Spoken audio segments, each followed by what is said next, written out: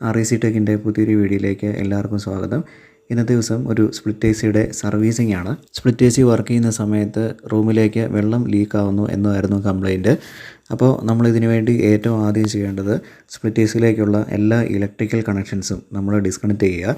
അതിനുശേഷം മാത്രമേ ഇത് ഓപ്പൺ ചെയ്യാൻ തുടങ്ങാവൂ. അതിനുശേഷം ഈ കവറിൻ്റെ ഇടത്ത് സൈഡിലും വലത് സൈഡിലും ബ്ലൂ കളറിൽ മാർക്ക് ചെയ്ത ഭാഗത്ത് കൈ പിടിച്ചുകൊണ്ട് നമ്മൾ പതുക്കെ മുകളിലേക്ക് പൊക്കി കഴിയുമ്പോൾ അതൊരു ഡോറ് പോലെ നമുക്കത് ഓപ്പൺ ചെയ്ത് വെക്കാൻ പറ്റും.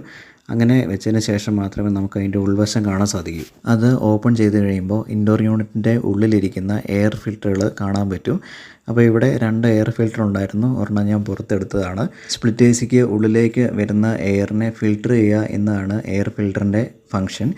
അപ്പോൾ അത് കുറേ നാൾ വർക്ക് ചെയ്ത് കഴിയുമ്പോൾ ഇതുപോലെ മൊത്തം പൊടി കൊണ്ട് ബ്ലോക്ക് ആവും. അപ്പോൾ അങ്ങനെ ബ്ലോക്കായി കഴിയുമ്പോൾ ഈ ഇൻഡോർ യൂണിറ്റിലേക്ക് വരുന്ന എയറിൻ്റെ അളവ് കുറയും. അപ്പോൾ നമുക്ക് കൂളിംഗ് കുറവാകുന്നതായിട്ട് കാണാം. അപ്പോൾ അത് ഒഴിവാക്കാൻ വേണ്ടിയിട്ടാണ് നമ്മൾ സർവീസിൻ്റെ സമയത്ത് ഈ 2 എയർ ഫിൽറ്ററും ഊരി ക്ലീൻ ചെയ്യുന്നത്. ക്ലീൻ ചെയ്യാൻ വേണ്ടി സാധാരണയായിട്ട് ഉപയോഗിക്കുന്ന ഹാൻഡ് ബ്ലോവറോ അല്ലെങ്കിൽ വാക്വം ക്ലീനറോ ആണ്. അതുപയോഗിച്ച് എയർ ഫിൽറ്ററിൽ അടിഞ്ഞുകൂടിയിരിക്കുന്ന പൊടി നന്നായിട്ട് ക്ലീൻ ചെയ്യുക. അത് കഴിഞ്ഞിട്ട് അത് വെള്ളത്തിലിട്ടതിന് ശേഷം ഒരല്പം സോപ്പ് പൊടിയോ മറ്റോ ഉപയോഗിച്ച് നന്നായിട്ട് കഴുകി ഉണക്കിയതിന് ശേഷമാണ് നമ്മൾ വീണ്ടും തിരിച്ച് ഇൻഡോർ യൂണിറ്റിലേക്ക് ഈ എയർ ഫിൽറ്റർ വെക്കേണ്ടത്. ഇനി അടുത്തതായിട്ട് ഇൻഡോർ യൂണിറ്റിൻ്റെ കവർ അഴിക്കുന്നത് എങ്ങനെയാണെന്ന് നോക്കാം. അപ്പോൾ അതിനുവേണ്ടി നമുക്ക് വേണ്ടത് ഒരു സ്റ്റാർ സ്ക്രൂ ഡ്രൈവർ സെറ്റാണ്. ഈ കാണിച്ചിരിക്കുന്ന ഫോട്ടോയിൽ വലതുഭാഗത്തായിട്ട് റെഡ് കളറിൽ മാർക്ക് ചെയ്തിരിക്കുന്നത് നോക്കുക. അപ്പോൾ അതെന്ന് പറയുന്നത് ഈ ഇൻഡോർ യൂണിറ്റിൻ്റെ അകത്തൊരു സർക്യൂട്ട് ബോർഡുണ്ട്. ആ സർക്യൂട്ട് ബോർഡിൽ നിന്നും പുറത്തെ ഡിസ്പ്ലേയിലേക്ക് കണക്ട് ചെയ്യുന്ന കണക്ടറാണ്. അപ്പോൾ അത് ആദ്യം നമ്മൾ ഡിസ്കണക്ട് ചെയ്യണം. വയറ് പുറത്തേക്ക് വരുന്ന ഭാഗത്ത് ഒരു ചെറിയ ഡോറുണ്ട്. ആ ഡോറ് നമ്മൾ ആദ്യം ഓപ്പൺ ചെയ്യണം. അത് ഓപ്പൺ ചെയ്താൽ മാത്രമേ നമുക്കത് ഡിസ്കണക്ട് ചെയ്യാൻ പറ്റൂ. ഇനി അടുത്തതായിട്ട് ഇൻഡോർ യൂണിറ്റിലെ എല്ലാ സ്ക്രൂകളും നമുക്ക് അഴിച്ചെടുക്കണം. അപ്പോൾ അതിനുവേണ്ടി നമുക്ക് ഒരു സ്റ്റാർ സ്ക്രൂ ഡ്രൈവർ ഉപയോഗിക്കാം. അപ്പോൾ ഇവിടെ മഞ്ഞ കളറിൽ മാർക്ക് ചെയ്തിരിക്കുന്ന ഭാഗത്തെല്ലാം സ്ക്രൂകളുണ്ട്. അതെല്ലാം അഴിച്ചു മാറ്റുക. സ്ക്രൂകളെല്ലാം അഴിച്ചതിന് ശേഷം ഇൻഡോർ യൂണിറ്റിന് മുകളിലായിട്ട് കുറച്ച് ലോക്കുകളുണ്ടാവും. ആ ലോക്കുകൾ നമ്മൾ ശ്രദ്ധയോടെ ഡിസ്കണക്ട് ചെയ്യുക. അത് ഡിസ്കണക്ട് ചെയ്താൽ മാത്രമേ നമുക്ക് ഇതിൻ്റെ കവറ് ഊരി മാറ്റാൻ പറ്റൂ. ലോക്കുകൾ ഡിസ്കണക്ട് ചെയ്യുന്ന സമയത്ത് വളരെ ശ്രദ്ധയോടുകൂടി തന്നെ ചെയ്യുക. കാരണം വളരെ കട്ടി കുറഞ്ഞ പ്ലാസ്റ്റിക് ആയതുകൊണ്ട് പൊട്ടിപ്പോകാനുള്ള സാധ്യതയുണ്ട്. ഇൻഡോർ യൂണിറ്റിൻ്റെ കവറ് അഴിച്ചു കഴിയുമ്പോൾ നമുക്ക് അതിൻ്റെ ഉള്ളിലായിട്ട് കൂളിംഗ് കോയിലിൻ്റെ അടിയിലായിട്ട് വെള്ളം കളക്ട് ചെയ്യുന്ന ഒരു ട്രേയും കാണാം.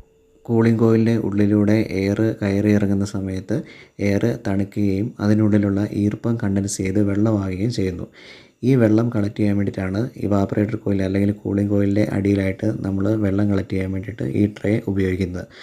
ട്രേയുടെ ഈ വലതുഭാഗത്ത് നിന്ന് തന്നെ പുറത്തേക്ക് ഒരു ഹോസ് പോകുന്നുണ്ട്. ആ ഹോസിൽ കൂടെയാണ് ഈ വെള്ളം പുറത്തേക്ക് കളയുന്നത്. ഈ ഭാഗത്ത് എവിടെയെങ്കിലും ബ്ലോക്ക് ആകുമ്പോഴാണ് ഇൻഡോർ യൂണിറ്റിൽ നിന്ന് വെള്ളം അകത്തേക്ക് വീഴുന്നത്. ഡ്രെയിൻ ഹോസ് ക്ലീൻ ചെയ്യാൻ വേണ്ടി ഞാനിവിടെ ഉപയോഗിച്ച പഴയ ഒരു കേബിളാണ്. അപ്പോൾ ആ കേബിള് ഈ ഹോളിൻ്റെ അകത്തൂടെ മൊത്തം ഡ്രെയിൻ ഹോസിൽ കൂടെ പുറത്ത് വരുന്ന വിധത്തിൽ നമ്മൾ ഉള്ളിലേക്ക് കടത്തി വിടുക. അതിനുശേഷം വീണ്ടും അത് അകത്തേക്ക് വലിക്കുക. ഇങ്ങനെ 3-4 തവണ നമ്മൾ ചെയ്യുന്ന സമയത്ത് അതിൻ്റെ ഉള്ളിൽ എന്തെങ്കിലും ബ്ലോക്ക് ഉണ്ടെങ്കിൽ ആ ബ്ലോക്ക് പുറത്ത് പോയിക്കൊള്ളൂ. ഇത് ചെയ്തുകൊണ്ടിരിക്കുന്ന സമയത്ത് അതിൻ്റെ ഉള്ളിൽ നിന്നും കുറച്ച് ഇലയുടെ കഷ്ണങ്ങൾ കിട്ടി.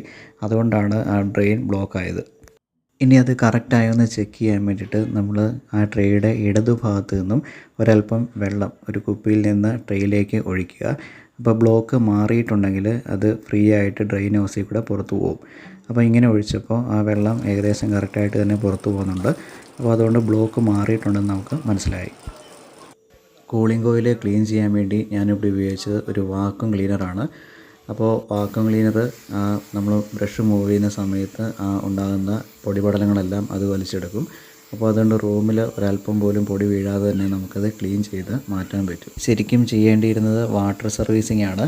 പക്ഷേ വാട്ടർ സർവീസിങ്ങിന് ചെയ്യാനുള്ള സമയം കുറവായതിനാലാണ് അത് ഒഴിവാക്കിയിട്ട് വാക്വം ക്ലീനർ കൊണ്ട് ക്ലീൻ ചെയ്തത്. അപ്പോൾ ഇങ്ങനെ ചെയ്യുന്നതിലൂടെ നമുക്ക് പുറത്തുള്ള കുറച്ച് പൊടിപടലങ്ങൾ നമുക്ക് നീക്കാൻ പറ്റും. പക്ഷേ അതിൻ്റെ ഉള്ളിലുണ്ടെങ്കിൽ നമുക്കത് കളയാൻ പറ്റില്ല. അപ്പോൾ അതിന് ഏറ്റവും നല്ലത് വാട്ടർ സർവീസ് തന്നെയാണ്. സ്പ്ലിറ്റ് എ സിയുടെ സർവീസ് ഏകദേശം കംപ്ലീറ്റ് ആയിട്ടുണ്ട്. അപ്പോൾ അതിനുശേഷം അതിൻ്റെ ഊരി മാറ്റിയ കവറ് തിരിച്ച് പഴയ സ്ഥാനത്ത് തന്നെ വെച്ചു. അത് കഴിഞ്ഞിട്ട് അതിൻ്റെ സ്ക്രൂകളെല്ലാം ടൈറ്റ് ചെയ്തു. അതിനുശേഷം ആ എയർ ഫിൽറ്ററുകൾ രണ്ടും തിരിച്ച് വെച്ച് കഴിഞ്ഞിട്ട് യൂണിറ്റ് ഓണാക്കി നോക്കി. അപ്പോൾ അത് കുറച്ച് കഴിഞ്ഞപ്പോൾ അതിൻ്റെ ഉള്ളിൽ നിന്നും സാധാരണ രീതിയിൽ തന്നെ വെള്ളം പുറത്തു പോകാൻ തുടങ്ങി. അപ്പോൾ നമ്മൾ ആ ഇഷ്യൂ ക്ലിയർ ചെയ്തിട്ടുണ്ട്. അപ്പോൾ ഈ വീഡിയോ എല്ലാവർക്കും വ്യക്തമായി മനസ്സിലായി എന്ന് വിചാരിക്കുന്നു. റെഫ്രിജറേഷൻ ആൻഡ് എയർ കണ്ടീഷനിങ് ഫീൽഡുമായിട്ട് ബന്ധപ്പെട്ട കൂടുതൽ വീഡിയോസിന് വേണ്ടിയിട്ട് ഈ ചാനൽ സബ്സ്ക്രൈബ് ചെയ്യുക. കൂടാതെ ഈ വീഡിയോസ് ലൈക്ക് ചെയ്യുക, ഷെയർ ചെയ്യുക.